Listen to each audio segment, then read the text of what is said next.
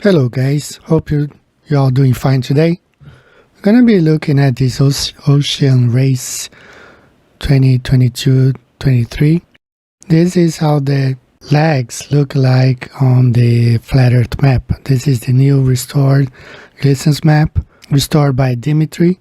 And we're gonna be looking at all these legs and examining them. That's the first part from Alicante to Cape Town. And then from Cape Town, they're going to go all the way to Itajaí, Brazil. And that's the one that we will be concentrated on today. All the other legs are not really important. So I've been doing some research on this matter, and I'm going to present it today, what I think the situation could be here. So I based the speed of this boat on a race back in 2012 from Alicante to Cape Town. And then with that speed, I used to calculate the trajectory and the speed from Cape Town to Itajaí, Brazil. Let me show what I have found. This is how the race trajectory looks like on the Mercator's projection. Again, we will only concentrate on the leg 3 from Cape Town, South Africa to Itajaí, Brazil. The whole trajectory is supposed to be 32,000 nautical miles, about 60,000 kilometers.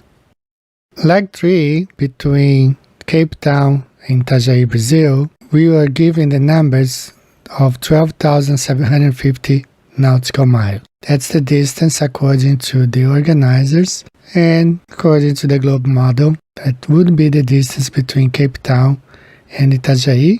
And according to the organizers, it's going to take 34 days for them to conclude this leg 3. As I said in the beginning, I will calculate the speed based on the leg number 1 done in 2012 between Alicante and Cape Town. They were able to navigate 548 nautical miles over one 24-hour period on an average of 22.8 knots per hour. Just to make things a little bit easier, 548 nautical miles equals to 630 statute miles in a 24-hour period. Leg 3, 12,750 nautical miles, converted turns into 14,442 statute miles. At the speed of 22.8 knots a day, they would cover this distance in 23 days, but they were given 34 days. Why? 22.8 knots per hour is not the highest speed. Speeds of 28 knots per hour have been reached in past races.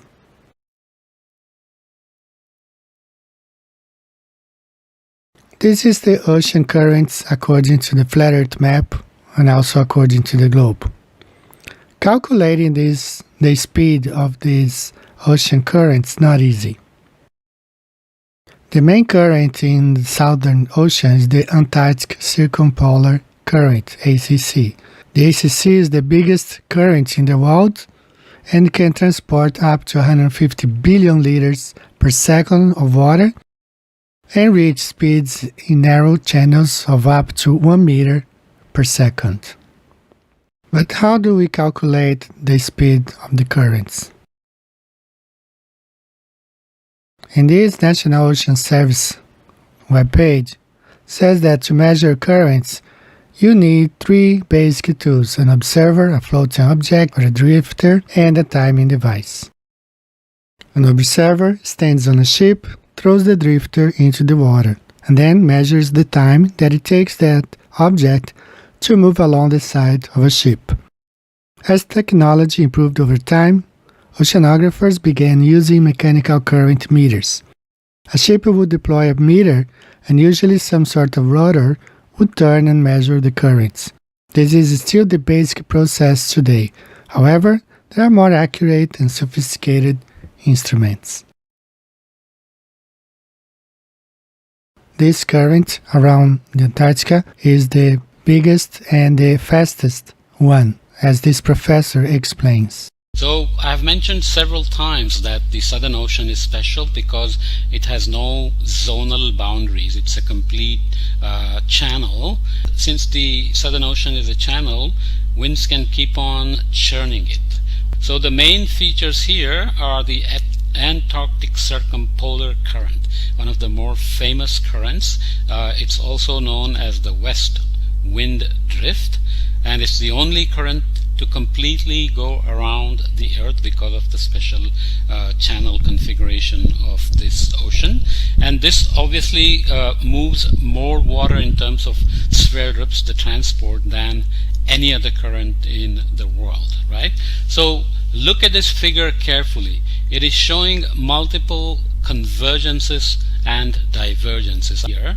So you have the Antarctic Circumpolar Current outside, or the West Wind Drift.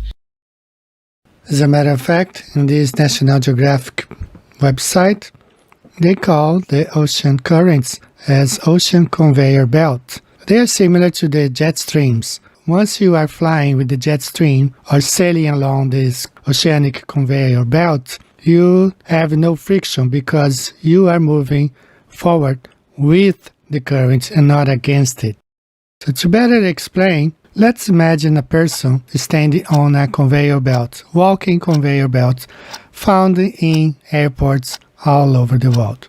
So as you observe this person, he is just standing on the conveyor belt, and in 28 seconds, let's see how many people will go by in front of the screen if the person only stands on the conveyor belt.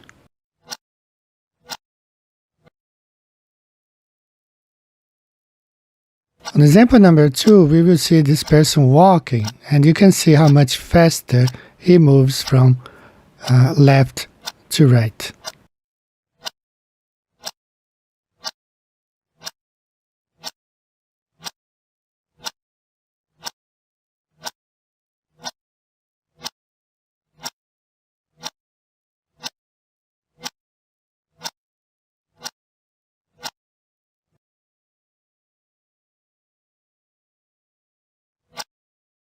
And in this example, we're going to see a person going the opposite side. As you can see, he remains on the same spot, no matter how hard he tries to go against the flow.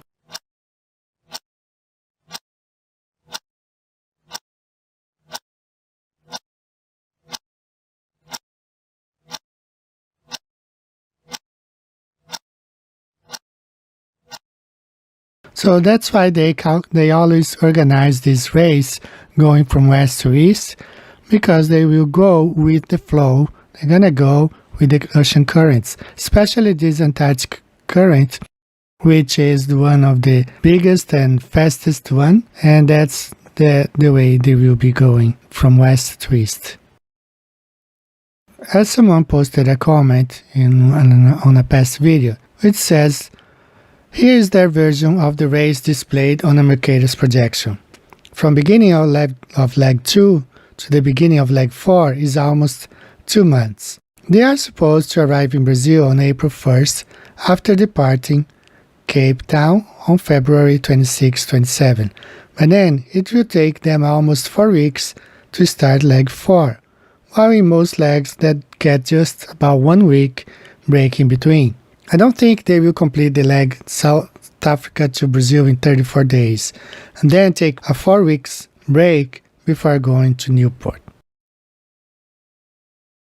We have already seen that these ocean currents are called ocean conveyor belt, which means they move from one direction to the other, and anyone who gets on these conveyor belts benefit adding the speed of the current with the speed of the boat. There will be 60 days between start of leg 3 to the start of leg 4, even though they claim that the race itself from South Africa to Brazil will take only 34 days. Let's imagine that they are doing 28 knots per hour, which means 32 miles per hour. So you multiply 32 miles per hour for 24 hours, they would cover 773 miles a day. 773 miles a day for 34 days equals to 26,282 miles. That's calculating that they can reach the speed of 28 knots. But we don't know how fast those currents are around the Antarctic Circle.